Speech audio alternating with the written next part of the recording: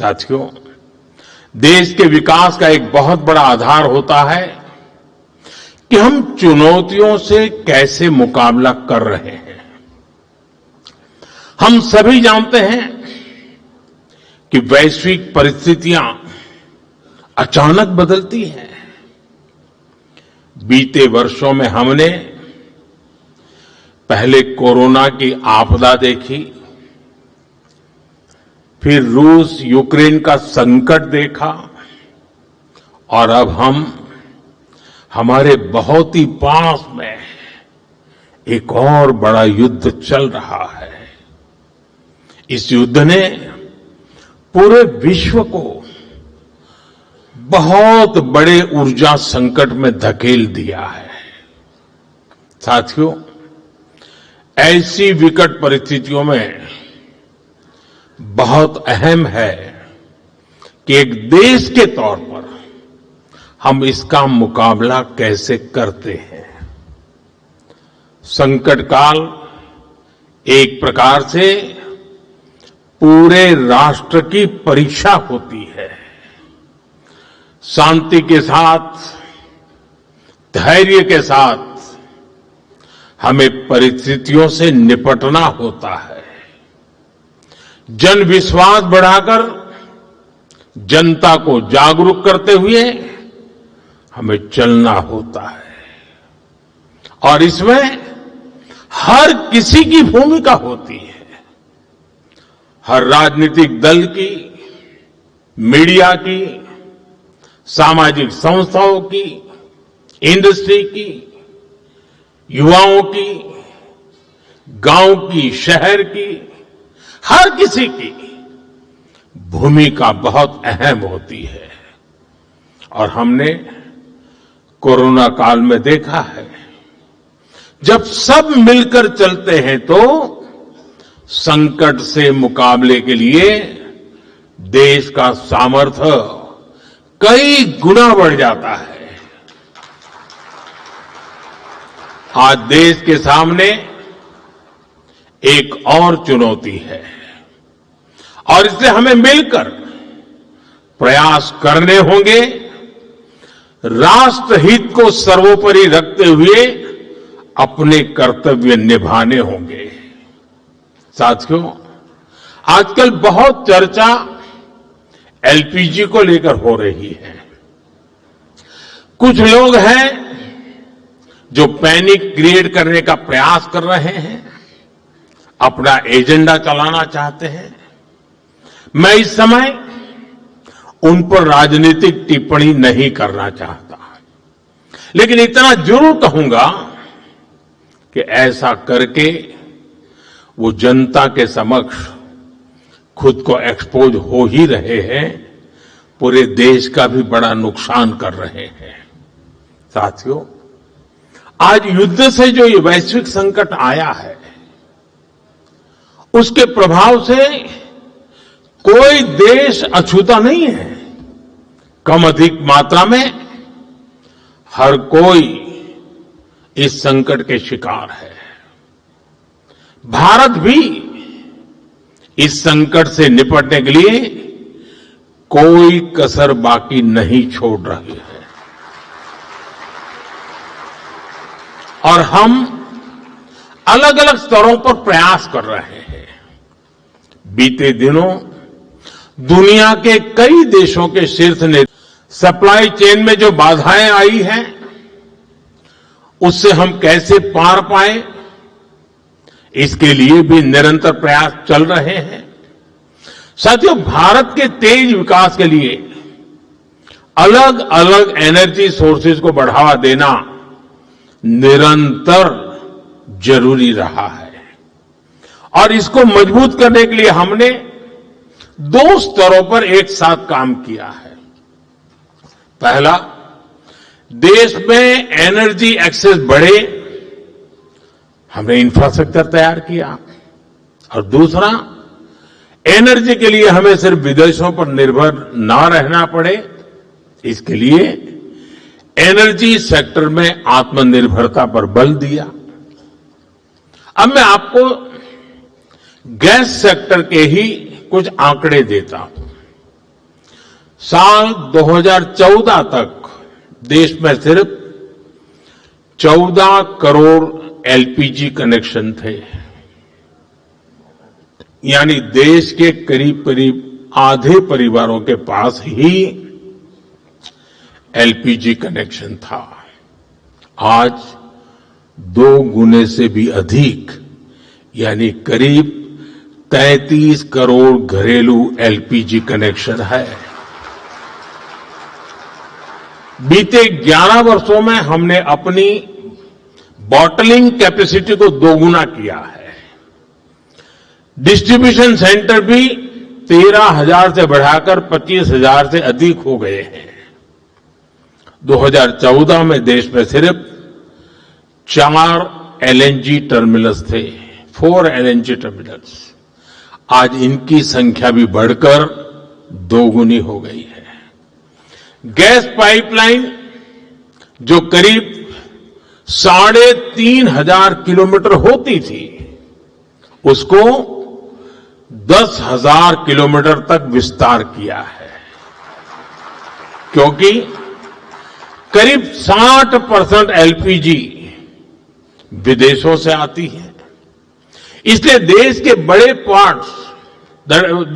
बड़े पोर्ट्स, वहां पर इंपोर्ट टर्मिनल कैपेसिटी भी बहुत बढ़ाई गई है। साथियों, साल 2014 से पहले तक देश में सिर्फ 25-26 लाख घरों में ही पाइप से सस्ती गैस यानी पीएनजी की सुविधा थी। आज ये संख्या भी 1.25 करोड़ से अधिक पहुंच गई है। 2014 में देश में सीएनजी पर चलने वाली गाड़ियां भी 10 लाख से ज्यादा नहीं थी। आज ये संख्या 70 लाख से अधिक है, और ये तभी संभव हो पा रहा है क्योंकि बीते दशक में देश के 600 से अधिक जिलों में सिटी गैस डिस्ट्रीब्यूशन नेटवर्क स्थापित किए गए हैं। साथियों, इस वैश्विक संकट ने एक बार फिर दिखाया है कि किसी भी देश का आत्मनिर्भर होना इतना अधिक जरूरी क्यों है। इसलिए ही बीते वर्षों में हमने भारत को एनर्जी सेक्टर में आत्मनिर्भर बनाने के लिए होलिस्टिक तरीके से काम किया है। साथियों, पेट्रोलियम पर निर्भरता को कम करने के लिए हमने इथेनॉल पर, बायोफ्यूल पर बल दिया। 2014 से पहले देश में सिर्फ 1-1.5% इथेनॉल ब्लेंडिंग कैपेसिटी थी। आज हम पेट्रोल में 20% इथेनॉल ब्लेंडिंग के करीब पहुंच रहे हैं। अगर ये काम न किया होता तो हमें बीते 11 वर्षों में करीब 18 करोड़ बैरल अतिरिक्त तेल विदेशों से खरीदना पड़ता। आज की स्थिति देखें तो इथेनॉल के कारण हमें प्रतिवर्ष करीब 4.5 करोड़ बैरल कम ऑयल इंपोर्ट करना पड़ रहा है, यानी करीब 1.5 लाख करोड़ रुपए की बचत तो देश को सिर्फ इसी से हुई है। साथियों, भारत में पेट्रोलियम का बहुत बड़ा कंज्यूमर हमारी रेलवे भी है। हमारे देश में रेलवे लाइनों के इलेक्ट्रिफिकेशन का काम 60 साल पहले शुरू हुआ था। बावजूद इसके 2014 तक, 2014 तक सिर्फ 20% रेलवे रूट का इलेक्ट्रिफिकेशन ही हो पाया था। बाकी रेलवे रूट्स पर हजारों डीजल इंजन चला करते थे। आज भारत में ब्रॉडगेज नेटवर्क का करीब करीब 100% बिजलीकरण हो चुका है। इससे साल 2024-25 में ही भारतीय रेलवे ने करीब 180 करोड़ लीटर डीजल की बचत की है। अगर इलेक्ट्रिफिकेशन न हुआ होता तो हर वर्ष इतना डीजल बनाने के लिए एक्स्ट्रा क्रूड ऑयल इंपोर्ट करना पड़ता। ऐसे ही हमने मेट्रो का नेटवर्क बढ़ाया, इलेक्ट्रिक मोबिलिटी पर फोकस किया। एक और बहुत बड़ा काम हमने रिन्यूएबल एनर्जी को लेकर किया है। आज हमारी total install power generation capacity का आधा हिस्सा रिन्यूएबल सोर्स से आता है।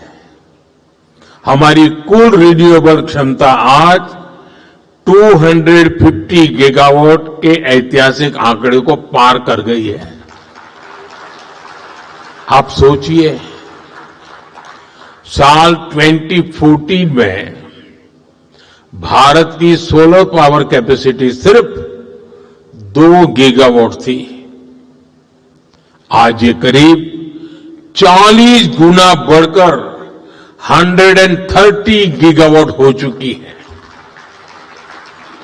घरेलू उपयोग में गैस के अलावा बिजली अधिक से अधिक काम आए, इसके लिए पीएम सूर्यघर मुफ्त बिजली योजना लागू की गई है। अभी तक इस स्कीम के तहत करीब 30 लाख परिवारों ने रूफटॉप सोलर लगाए हैं। साथियों, इसके अलावा हमने गोवर्धन स्कीम पर भी काम किया। इसके तहत कॉम्प्रेस्ड बायोगैस बनाने पर काम किया गया। अभी तक देश में 100 से अधिक प्लांट चालू हो चुके हैं और 600 से ज्यादा पर काम चल रहा है।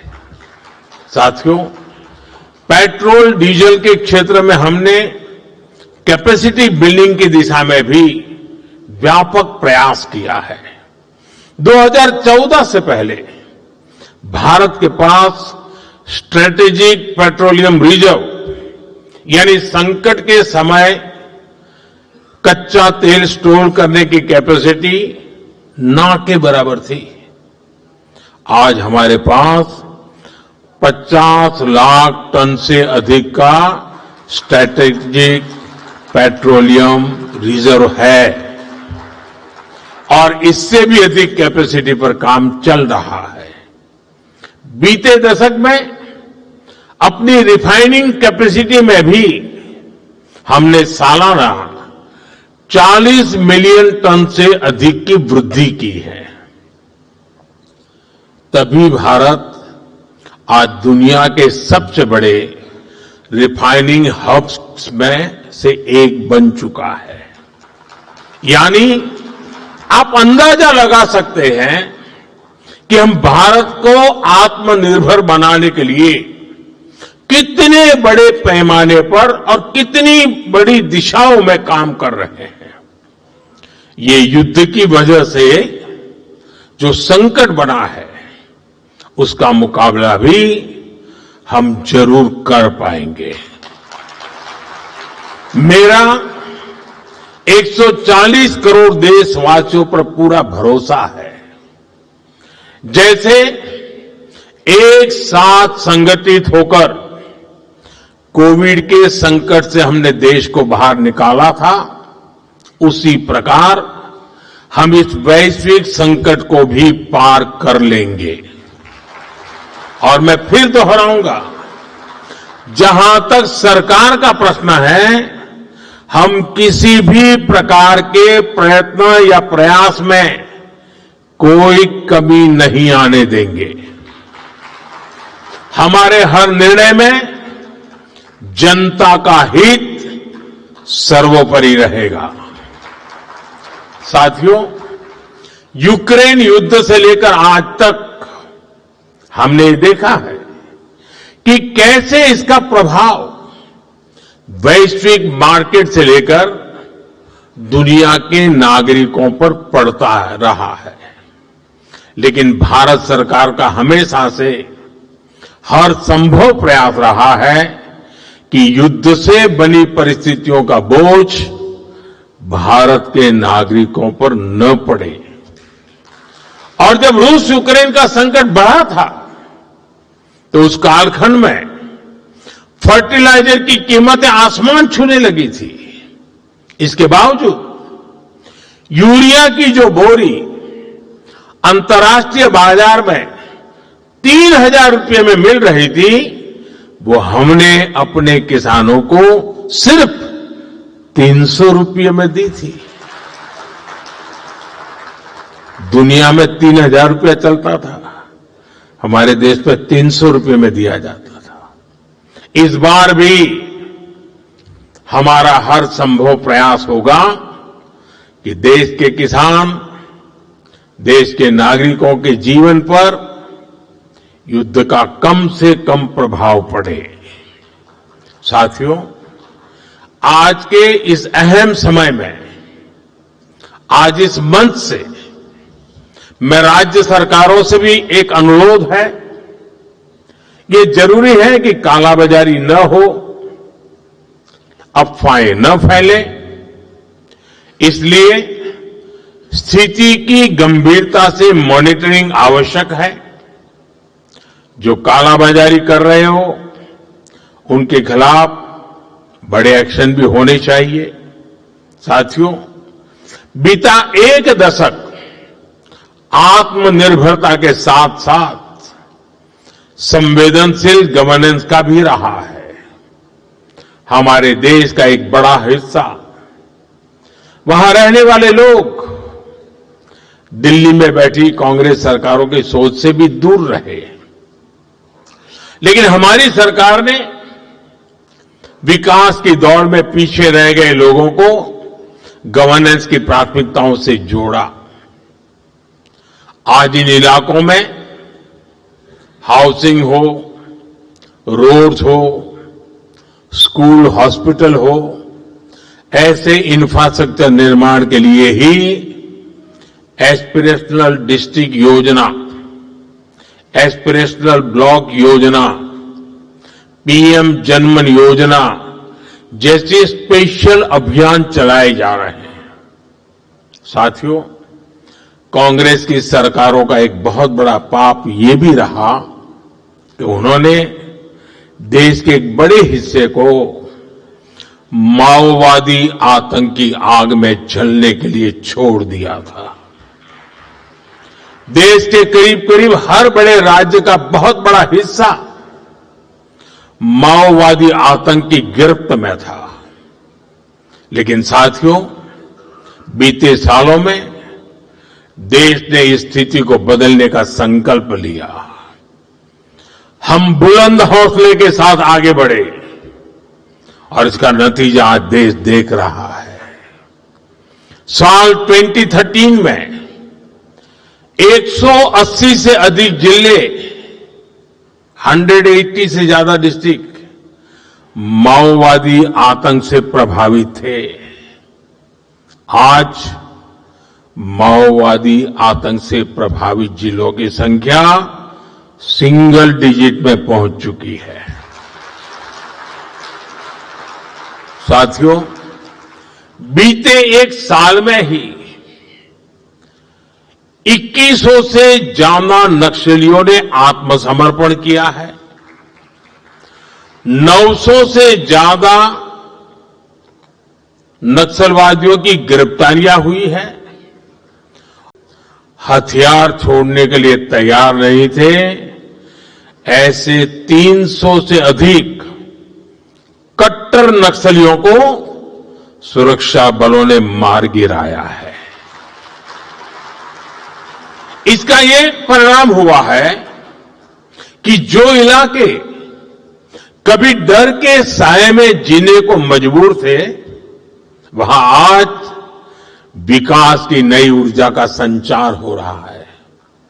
साथियों, भारत आज जिस गति से आगे बढ़ रहा है, उसकी प्रगति की गति को रोकना असंभव है। 140 करोड़ भारतीयों की आकांक्षा आज नेक्स्ट लेवल पर है। मैं जानता हूं कि जब एक सपना पूरा होता है तो नए सपने, नई आकांक्षाएं जन्म लेती है और मैं इसे बोझ नहीं मानता, बल्कि जनता के विश्वास की पूंजी मानता हूं। हां, देश में मेरे कुछ ऐसे शुभचिंतक भी हैं जिनको लगता है कि उम्मीदों के बोझ तले मोदी कभी तो दबेगा, कभी तो कुचला जाएगा, लेकिन उनकी नीयत इतनी खोटी है कि उनकी उम्मीदें पूरी हो ही नहीं सकती। और देशवासियों का आशीर्वाद जब तक है तब तक ये पूरी होगी भी नहीं। अब सिर्फ 140 करोड़ भारतीयों की आशाएं और आकांक्षाएं ही पूरी होकर के रहने वाली है।